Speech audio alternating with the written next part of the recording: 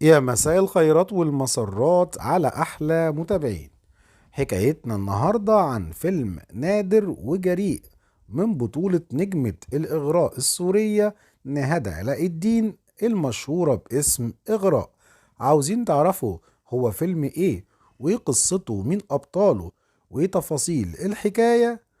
تعالوا معايا. حكايتنا النهاردة عن فيلم لا تقولي وداعا للأمس من بطولة نجمة الإغراء السورية النجمة إغراء، ومعاها النجمة نيلي والنجم عمر خورشيد. بتدور أحداث الفيلم حوالين حنان الطالبة الجامعية اللي بتتعرف على المهندس سمير وعلى المخرج السينمائي كمال. بتعاني أسرتها من متاعب مالية، بتتجوز من سمير اللي بيفكر في الانتحار بعد شهر العسل بسبب عجزه كزوج نتيجة إصابته في حادث سير يفقده قدرته على الزواج. يدفعها كمال للعمل في السينما ويتقرب منها وتحاول إنها تبعد عنه، إلا إن العلاقة ما بينهم بتجتاز ظروف صعبة وتتصاعد الأحداث في هذا السياق.